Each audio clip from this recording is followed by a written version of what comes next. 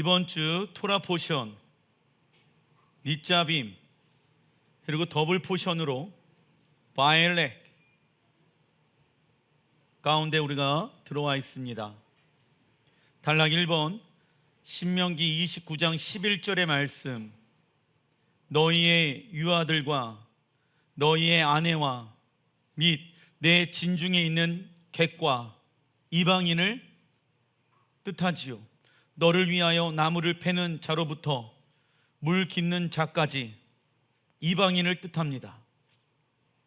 한 세 사람에 대한 계시가 이 안에 담겨져 있는 것이죠. 다 너희의 하나님 여호와 앞에 서 있는 것은 이스라엘과 이방인들이 함께 예수와의 피로 말미암아 하나님 앞에 서 있는 시간들이 오게 되어질 것이다. 서 있다, 히브리 원어로 니짜빔. 그래서 우리는요, 하나님 앞에 서 있을 것인가, 아니면 하나님 앞에 쓰러져 있는 존재로 있을 것인가. 서 있어야지 하나님 앞에 거할 수가 있는 것입니다. 쓰러지면 하나님 앞에 거할 수가 없는 것이죠. 12절 내 하나님 여호와의 언약에 참여하며. 자, 서 있는 자들이 어떠한 삶을 살아갈 수 있습니까? 내 하나님 여호와의 언약에 참여할 수가 있게 되어진다. 그러나 하나님 앞에 쓰러져 있는 사람들, 영적으로 약한 사람들, 하나님의 언약에 참여하기가 어렵겠죠. 내 하나님 여호와께서 오늘 내게 하시는 맹세에 참여하여, 언약에 참여하여 여호와께서 내게 말씀하신 대로 또 내 조상 아브라함과 이삭과 야곱에게 맹세하신 대로, 자, 아브라함의 하나님, 이삭의 하나님, 야곱의 하나님이 이방인들과 한 세 사람의 하나님이 되어지고, 아브라함과 이삭과 야곱에게 맹세하신 그 언약 안으로 하나님이 우리를 초청하고 계시는 것입니다. 오늘 너를 세워 자기 백성을 삼으시고 그는 친히 내 하나님이 되시려 함이니라. 히브리어 니짜빔은 집에 기둥이 서 있는 모습을 의미합니다. 집의 핵심이 무엇입니까? 기둥입니다. 그래서 우리의 자아가 하나님 앞에 서기 위해서는 이 자아가 하나님의 말씀에 무릎을 꿇는 시간들을 가져야 한다. 에베소서 6장 13절에 그러므로 하나님의 전신갑주를 취하라. 이는 악한 날에 너희가 능히 대적하고 모든 일을 행한 후에 서기 위함이라. 전신갑주를 잊지 않는다라고 하면은 예수와의 피로 구원이 시작되어졌지만 하나님 앞에 설 수가 없는 거예요. 그래서 전신갑주를 취하라고 말씀하신 이유는 모든 일을 행한 후에 서기 위함이다. 누구 앞에 우리가 서게 되어집니까? 하나님 앞에 서게 되어진다라는 것입니다. 그러나 전신갑주를 취하지 않는다라고 하면 하나님 앞에 설 수가 없겠죠. 그래서 그런즉 서서 또 나오죠. 서 있어야 된다는 거예요. 말씀으로, 예배로, 절기로 내 삶의 중심이 쓰러져 있으면 안 되는 거예요. 이리 갔다 저리 갔다 좌우로 계속 흔들리고 쓰러진다. 그러면 그 이유를 찾아봐야 되는 거예요. 전신갑주를 입지 않고 있기 때문에. 하나님은 우리가 예수를 믿는 순간부터 사단과의 영적 전쟁이 시작되어지는 것을 알고 계시기에 전신갑주를 입으라고 말씀하십니다. 그래서 성경에서 서 있는 것은 무엇을 의미할까요? 하나님의 말씀에 어떠한 준비가 된 것을 말합니까? 순종할 자세. 그러나 우리가 사단의 속임수에 의해 넘어질 때가 종종 있습니다. 어떤 이는 나는 절대 넘어지지 않을 거야 하면서 호언장담합니다. 그리고 기도하지 않고 있다가 결국 어떻게 되어집니까? 그러니까 말은 나 넘어지지 않을 거야, 끝까지 구원이 완성되어질 때까지 나의 구원을 이루어갈 거야 라고 말은 하는데, 예수의 피로 나는 구원받았어, 하나님의 나라에 들어갈 믿음을 나는 얻었어 라고 말을 하는데, 기도하지 않고요, 예배하지 않고요, 하나님의 말씀을 보지 않고요, 그리고 또 절기를 지키지 않는다라고 하면은 그 영혼은 자기의 확신 가운데 있는 거예요. 자기의 신념 가운데 있는 거예요. 그것은 성경에서 말하는 믿음이 아닌 것입니다. 시편 1편 1절의 말씀, 복 있는 사람들은 그래서 누구와 함께 합니까? 하나님의 말씀에 순종하는 자들과 함께 하겠죠. 악인들의 길을 따르지 아니하며 죄인들의 길에 서지 아니하며 오만한 자들의 자리에 앉지 아니하고. 그죠? 서 있는 사람들은요, 악인들과 죄인들과 오만한 자들과 함께 살아갈 수가 없는 거예요. 왜요? 복 있는 자거든. 복이란 하나님의 말씀에 무릎을 꿇은 상태, 바라크. 복 있는 자들은요, 악인들과 죄인들과 오만한 자들과 함께 살아갈 수가 없습니다. 2절, 복 있는 사람들은 어떻게 살아갑니까? 오직 여호와의 율법을 즐거워하여 그 율법을 주야로 묵상하는도다. 그러나 악인들은요, 죄인들은요, 오만한 자들은요, 주야로 여호와의 말씀을 생각하지 않아요. 이게 묵상하다라는 히브리 원어의 뜻은요, 주의하다라는 의미가 있는 것이거든. 내가 말을 하고 계획을 하고 사업을 구상하게 되어졌을 때 내가 원하는 대로 계획을 하고 구상을 한다는 거예요. 주의하지 않는다는 거예요. 이 방법은 하나님이 원하시지 아니하는 방법인데, 재정은 어떠한 기획을 하게 되어졌을 때 인간의 관점으로 재정을 계획을 하는 것이 아니라 말씀의 관점으로 우리의 재정의 계획을 해야 될지라 믿습니다. 그리고 모압 평지에 이스라엘 백성들이 하나님 여호와 앞에 서 있는 이유는 무엇을 갱신하기 위함입니까? 언약을 갱신하기 위함입니다. 출애굽 2세대들에게 이는 시내산 언약을 재확인하고 결혼 서약서에 있죠, 더욱더 견고히 확증하는 시간을 갖는 것입니다. 그리고 12절에 언약에 참여하다라고 나와 있죠. 이 뜻은요, 언약 안으로 들어가다, 건너가다 라는 단어의 뜻을 가지고 있습니다. 즉 우리가 약속의 땅에 건너가려면 먼저 무엇을 버려야 합니까? 세상의 것을 버려야 합니다. 세상의 것은 무엇입니까? 악인들의 꾀, 죄인들의 길, 오만한 자리에 앉지 아니하는 것이죠. 그리고 언약 안으로 들어가야 하는 것입니다. 다음은 그 언약의 대상에 대해서 하나님이 말씀해 주십니다. 신명기 29장 14절, 내가 이 언약과 맹세를 너희에게만 세운 것이 아니라. 자, 지금 출애굽한 2세들에게 하나님은 시내산에서 언약한 그 결혼 서약서를 바탕으로 출애굽 2세대들에게 언약을 맺는데, 그 언약의 대상은 너희에게만 세우는 것이 아니다. 이 세우다 무엇입니까? 히브리 원어로 니짜빔. 15절, 오늘 우리 하나님 여호와 앞에서 우리와 함께 여기 서 있는 자와, 그리고 또 누가 나옵니까? 오늘 우리와 함께 여기 있지 아니한 자에게까지니. 아멘. 그 시내산에서 받았던 십계명, 즉 신랑이신 하나님이 신부인 이스라엘과 결혼하자라고 준 그 결혼 서약서는 단순히 이스라엘 백성들에게만 국한되어져 있는 것이 아니다.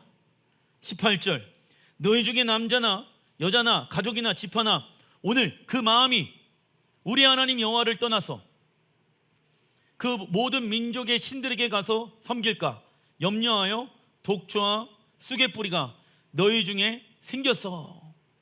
언약의 말씀을 벗어나게 되어지면, 즉 그 결혼 서약서 십계명의 말씀을 벗어나게 되어지면 우리는 자연스럽게 여호와를 떠나게 되어지고 그 이방 나라들의 신들을 섬기게 되어지고 우리의 심령은 독초와 쑥의 뿌리가 나게 되어진다.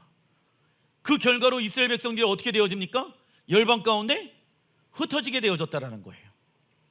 하나님과의 언약 체결하는 대상의 범위가 나무를 패는 자로부터 물 깃는 자까지 포함시키므로 언약의 대상을 하나님은 확장해 놓으셨다.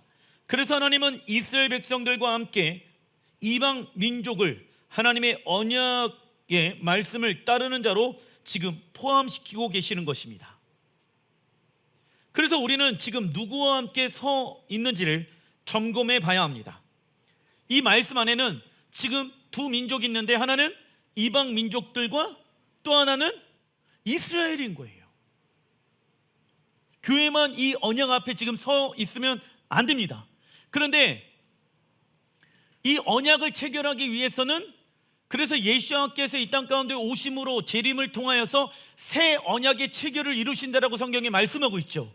그 새 언약의 체결하기 위해서는 이방 교회와 온 이스라엘이 무엇을 근거로 시내산에서 받았던 그 언약을 근거로 토라는 끝난 것이 아니라 율법은 끝난 것이 아니라 그 언약을 바탕으로 세움을 받을 수가 있게 되어진다고. 그러나 교회가 만약에 그 언약을 버렸다라고 하면 교회는 여호와 앞에 설 수가 없는 것이에요.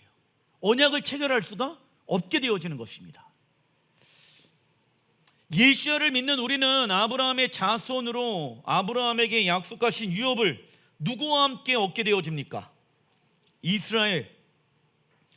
그리고 우리는 하나님이 아브라함과 이삭과 야곱에게 맹세하신 언약에 참여하는 자가 되어졌습니다. 그러나 우리가 하나님의 언약을 어기고 우상 숭배하게 되어졌을 때 우리 마음에는 독초와 쑥의 뿌리가 생겨나서 하나님을 떠나게 되어져 있습니다. 히브리서 12장 15절의 말씀, 너희는 하나님의 은혜에 이르지 못하는 자가 없도록 하고 또 쓴뿌리가 나서 괴롭게 하여 많은 사람이 이로 말미암아 더럽게 되지 않게 하며. 자, 쓴뿌리의 특징은 내 영혼을 괴롭게 하는데 또 어떻게 되어집니까? 많은 사람에게 전염이 되어지는 거예요. 쓴뿌리는 우리 안에 원망, 분노, 미워하는 마음으로 인해 우리의 영이 더러워집니다. 그 결과 쓴뿌리를 가지고 있는 사람은 성령의 열매를 맺을 수가 없지요. 그리고 쓴뿌리에서 흘러나오는 쓴물은 자신만을 괴롭히는 것이 아니라 전염성이 있어서 많은 사람들을 힘들게 한다.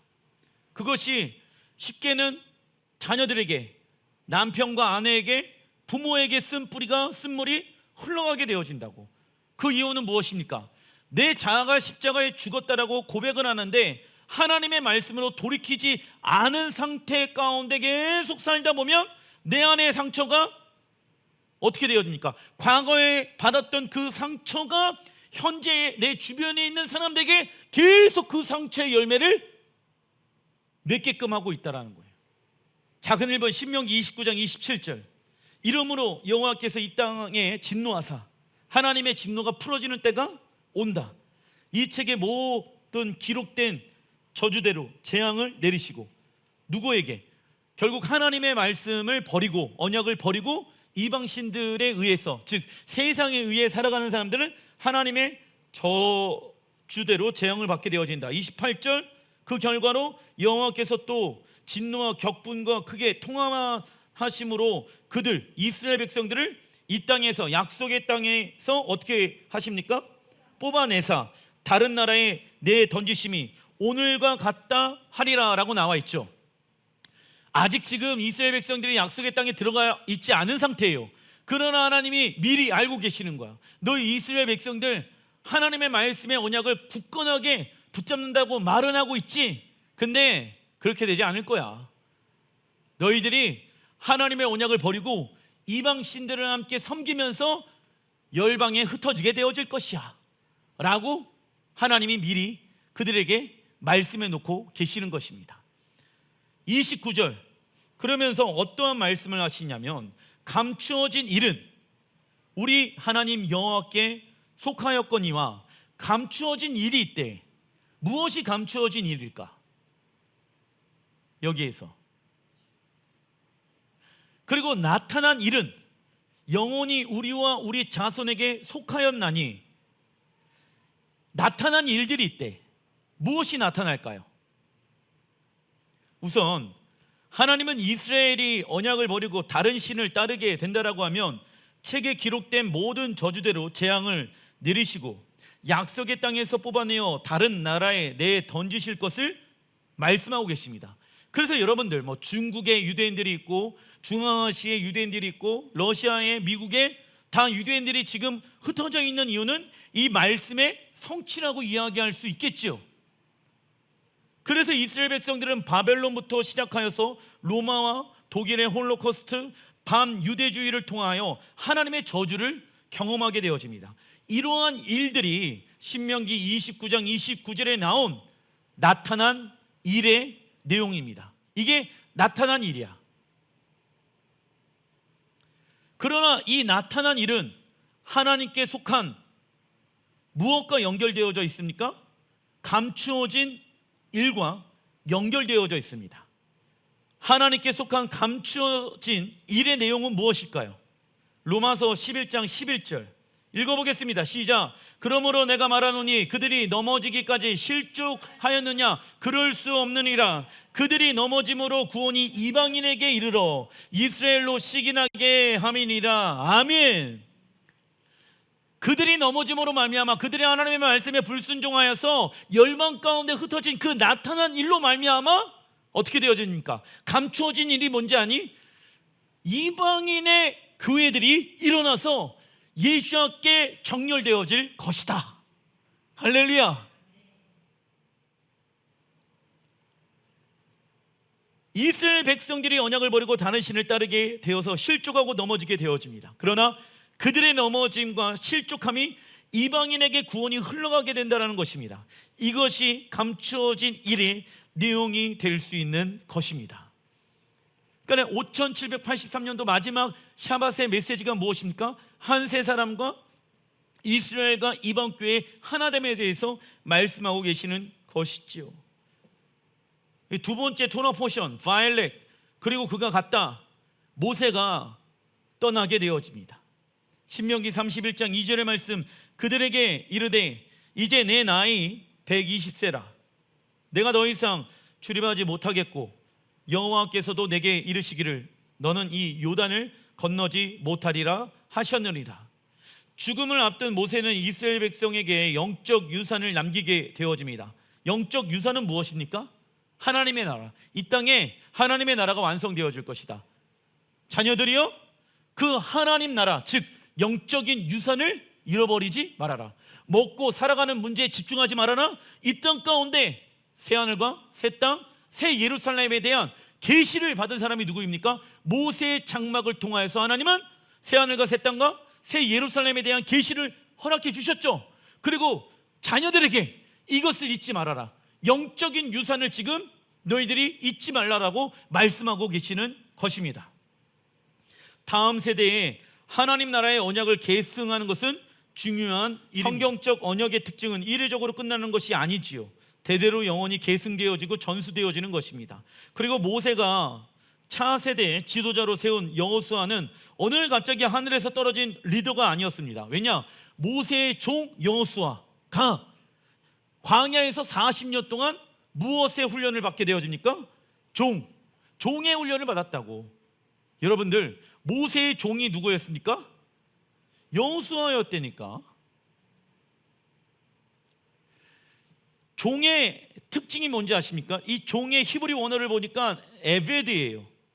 에베드의 단어의 뜻은 섬기다, 경배하다, 종이다 라는 단어의 뜻이 있습니다.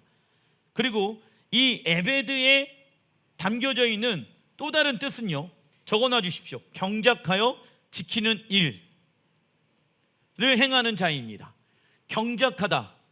무엇으로 경작해야 됩니까? 이 땅을 우리가 무엇에 의해 살아가야 합니까? 하나님의 말씀대로 경작하며 하나님의 말씀을 지키는 일이 누구입니까? 종인 거예요. 에베드인 거예요. 이 훈련을 40년 동안 모세와 함께 받게 되어진 것입니다. 그래서 종은요 자기의 의지와 생각과 감정을 섞지 아니하고 100% 주인의 말에 귀를 기울이는 자입니다.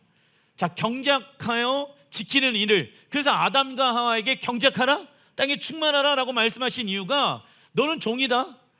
그러지만 종인 동시에 누구입니까? 하나님의 자녀이다.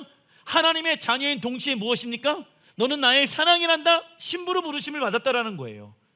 그러니까 종은 철저하게 주인의 음성에 의해 움직이게 되어진다. 왜? 100% 주인의 말을 신뢰하기 때문에. 그래서 모세가 여호수아에게 다음과 같이 말씀합니다. 강하고 담대하라. 오직 강하고 극히 담대하여 나의 종 모세가 내게 명령한 그 율법을 다 지켜 행하고, 나와 있죠, 우로나 좌로나 치우치지 말라. 그리하면 어디로 가든지 형통하리니. 좌로나 우로나 치우치지 않기 위해서는 무엇이 있어야 됩니까? 율법이 있어야 되겠죠. 말씀이 있어야 되겠죠. 강하고의 히브리 원어는 하자크, 뜻은요 하나님의 말씀을 단단히 붙잡는 것을 의미합니다. 그리고 담대하라 히브리 원어는 아마츠, 의미는요 방심하지 않는 것 또는 깨어있는 상태를 의미합니다. 이게 담대하다라는 것은 내가 예수야 이름으로 명하노니 떠나갈지어다, 나는 담대할지어다, 말로만 담대하는 것이 아니라 무엇입니까? 방심하지 않는 것, 구원을 이루어가는 것. 한 번 구원은 영원한 구원이 아니기 때문에 구원을 이루어가자, 방심하지 말자. 그리고 깨어있는 상태, 두려워하지 말라. 히브리 언어는 야레입니다. 이 야레는요 사실 그 경외하다라는 단어의 뜻이 있습니다. 우리의 두려움의 대상은 오직 하나님이십니다. 할렐루야. 어떤 사람은 재정이 이제 없습니다. 두려움이 딱 옵니다. 뭐 먹고 사나. 그때 하나님, 내가 두려운 것은 하나님 한 분 외에 다른 것을 두려워하지 않기로 결정합니다. 건강이 안 좋아, 두려운 마음이 확 오겠죠. 나는 하나님 외에 어느 것도 두려워하지 아니하리로다. 사람들과의 관계 안에 멀어질 것 같아. 나는 하나님과의 관계 외에는 다른 것을 두려워하지 않기로 결정합니다. 할렐루야. 내 두려움의 대상은 하나님밖에 없습니다. 그리고 시온을 위로하는 마지막 7번째 말씀입니다. 단락 3번 이사야 61장 1절의 말씀. 주 여호와의 영이 내게 내리셨으니, 메시아를 상징합니다. 이는 여호와께서 내게 기름을 부으사 가난한 자에게 아름다운 소식, 히브리 언어로 베스오라. 이 아름다운 소식은 무엇을 말합니까? 복음, 예수와의 십자가의 복음을 이야기하고 있다. 그 아름다운 소식을 전하게 하려 하심이니라. 그 아름다운 소식의 내용은 무엇일까요? 마음이 상한 자를 고치시며 포로된 자에게 자유를, 갇힌 자에게 노임을 선포하며. 자, 우선 이 말씀이 해당되어지는 첫 번째 대상은 누구일까요? 이 말씀을 누가복음의 예수와께서 이 이사야 61장의 말씀을 인용하면서 설교를 하셨거든. 그런데 예수와께서도 설교를 하셨을 때 그 첫 번째 대상은 누구였을까요? 이스라엘인 거예요. 지금 이방 교회가 아니라, 이방 민족들이 아니라 먼저는 이스라엘인 거야. 그래서 이스라엘의 상태가 어떠합니까? 마음이 상한 자를 고치시며 포로된 자에게 자유를. 왜 포로가 되어졌습니까? 하나님의 말씀에 불순종하여서 그들이 열방 가운데 흩어지고 포로가 되어졌잖아. 그리고 갇힌 자에게 노임을 선포하며. 할렐루야. 이 날이 온다라는 거예요. 지금 열방 가운데 흩어져 있는 그 포로된 자와 갇힌 자, 이스라엘 백성들이 다시 시온으로 회복되어지는 때가 온다. 그 일이 이루어지면서 어떠한 일들이 선포되어집니까? 2절 여호와의 은혜와 우리 하나님의 보복의 날을 선포하여 모든 슬픈 자를 위로하되. 이사야 선지자가 외친 복음은 개인의 구원을 넘어서서 예루살렘 성전과 유대 백성들에게 온 열방의 왕으로 다시 오실 예수야를 외치는 것이었습니다. 그리고 예수야의 재림을 통하여 천년왕국 시대가 시작되어지는 것이 무엇이 되어야 합니까? 복음의 아름다운 소식의 메시지가 되어야 한다고. 여러분들, 복음의 메시지가 무엇이냐면 예수님께서 나를 위하여 십자가에 죽으시고 부활하셨습니다. 물론 그것도 복음의 메시지라고 이야기할 수 있겠죠. 그러나 구약에 나와 있는 아름다운 소식, 복음의 메시지의 핵심은 무엇인지 아십니까? 메시아가 이 땅 가운데 와서 이 땅을 에덴 동산과 같이 변화시킬 것이며 이 땅에 하나님의 나라를 완성시킬 것입니다. 이것이 아름다운 소식의 핵심의 메시지라고. 그러나 어떤 이는 복음을 개인의 구원에 집중시키며 개인이 은혜를 받고 축복받는 것에 집중하며 오직 나와 하나님과의 관계만을 중시합니다. 이런 사람들이 있죠. 왜? 보복의 날이 뭔지를 모르니까. 그리고 가난한 자, 마음이 상한 자, 포로된 자, 갇힌 자, 눈먼 자, 귀 먹은 자, 모든 슬픈 자는 하나님의 말씀에 불순종하여 약속의 땅에서 쫓겨나 포로 상태가 된 이스라엘 백성들을 상징합니다. 그래서 재림 예수님께서 오셔서 포로된 이스라엘 백성들에게 자유를 선포하는 날이 어떠한 날이 되어질까요? 이스라엘 백성들에게 자유를 선포해 열방 가운데 있는 흩어져 있는 포로된 사람들을 다시 시온으로 불러일으켜. 언제? 예수와의 재림을 통하여. 그 날이 언제가 되어질까요? 희년. 그것이 나팔절이 되어지는 거야. 희년이 무엇이 되어진다? 왜 희년이 나팔절이 될까? 나팔절은 새해의 시작 아니야. 그러니까 예수와의 재림을 통하여서 천년왕국 시작되어지기 때문에 그것이 나팔절이고 그것이 희년이 되어지는 거예요. 예수님께서 재림하실 때 여호와의 은혜와 하나님의 보복의 날이 선포되어집니다. 우선 이스라엘 백성들에게 이 날이 무슨 해가 되어집니까? 은혜의 해가 될 것입니다. 반대로 이스라엘 백성들을 괴롭히고 억압하는 자들에게는 하나님의 보복의 날을 경험하게 될 것이다.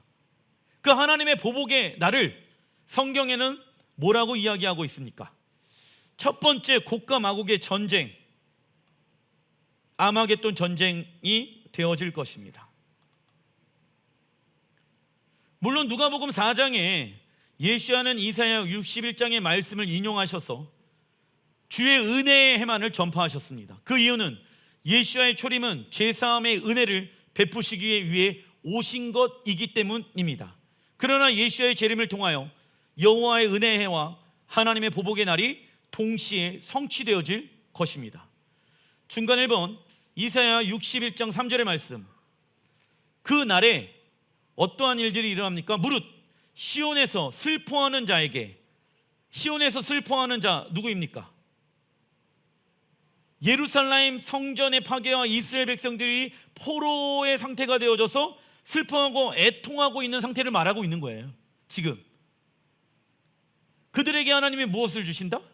화관을 주어 그 죄를 대신하며 기쁨의 기름으로 그 슬픔을 대신하며 찬송의 옷으로 그 근심을 대신하시고 그들의 의의 나무 곧 여호와께서 심으신 그 영광을 나타낼 자라 일컬음을 받게 하려 하심이니라. 그때 그 시온에서 슬퍼하는 자, 시온을 위하여 같이 애통하는 마음을 가지고 있는 자들, 그 사람들이 6절에 무엇이 되어집니까?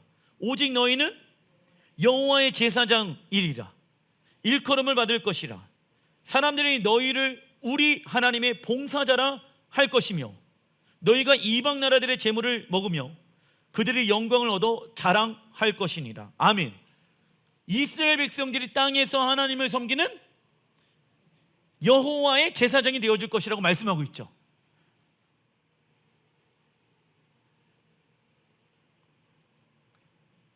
시온에서 슬퍼하는 자란 누구를 말합니까? 읽어보겠습니다. 시작. 예루살렘 성전의 파괴와 이스라엘 백성들의 포로 상태에 인해 슬퍼하고 애통하는 자를 말한다. 이 애통함은 아담과 하와가 에덴 동산에서 죄를 범하여 쫓겨나 죄와 사망의 노예가 되었을 때부터 시작되어졌습니다. 왜냐? 예루살렘, 시온이 어디입니까? 에덴 동산이었기 때문에.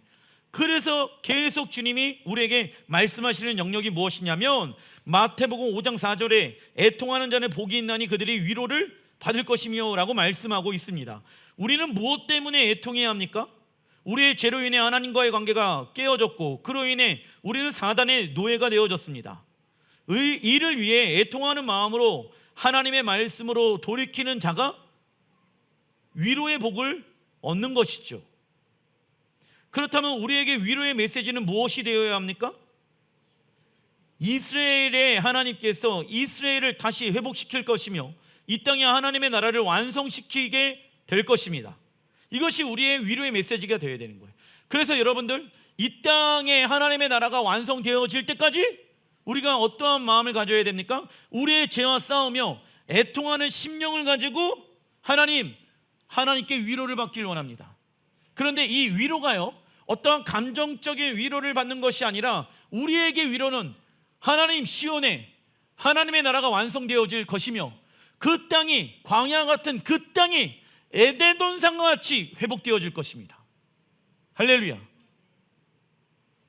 그리고 이스라엘 백성들과 열방 교회는요, 여호와의 제사장과 우리 하나님의 봉사자라 불릴 것이며 이방 나라들의 11조와 재물을 받아 우리는 살게 될 것입니다. 그들에게도 또 영광을 얻게 될 것입니다. 그 날이 온다 안 온다? 이는 출애굽기 19장 6절에 나온 너희가 내게 대하여 제사장 나라가 되어지며 거룩한 백성이 되리라. 너는 이 말을 이스라엘 자손에게 전할지니라. 이 말씀을 성취하는 때를 말하고 있는 거예요. 이사야 62장 1절의 말씀, 나는 시온의 의가 빛같이, 시온에 여호와의 영광의 빛이 임한다. 예루살렘의 구원이 횃불같이 나타나도록. 그러니까 빛은 오전에 나타나잖아요.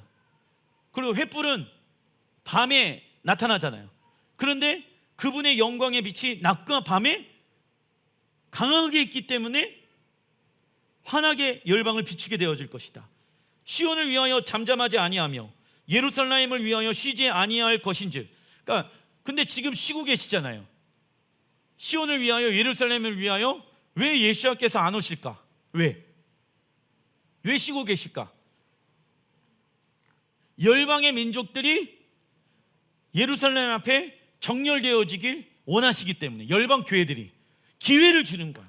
지금 2000년 동안 2절, 이방 나라들이 내 공의를 묻 왕이 다 내 영광을 볼 것이요. 나와 있죠. 열방의 나라들과 민족들이 여호와의 영광을 직접 눈으로 보게 되어질 때가 온다라는 거예요.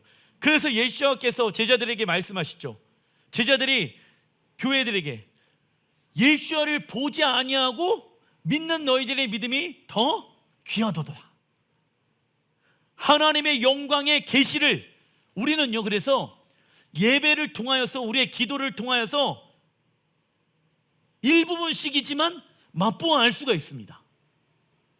기도하다가 하나님의 영광의 임재와 하나님의 사랑과 예배하다가 그 하나님의 성령의 강력한 임재를 부분적으로 맛보아 알 수 있어요. 그런데 이것이 부분적이 아니라 낮과 밤에 할 것 없이 그분의 영광이 천년왕국 시대 동안 온 세상을 비추게 될 것입니다. 뭇 나라들의 왕들이 다 그분의 영광을 보기 위해 나오게 되어질 것이다. 그리고 그 예루살렘이 어떻게 되어집니까? 새 이름으로 일컬음이 될 것이며 시온이 새로운 이름 가운데 있게 되어질 것이다. 4절, 다시는 너를 버림받은 자라 부르지 아니하며 다시는 내 땅을 황무지라 부르지 아니하고 오직 너를 무엇이라 부른다? 헵시바라 하며 내 땅을 뷰라라 하리니. 땅을 뷰라라고 얘기한다고. 땅은 어디입니까? 예루살렘을 뷰라, 하나님과 결혼한 땅이라고 얘기한다고.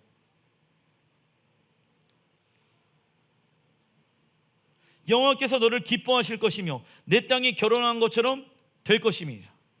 마치 청년이 처녀와 결혼한 같이 내 아들들이 너를 취하겠고 신랑의 신부를 기뻐한 같이 내 하나님이 너를 기뻐하시리라.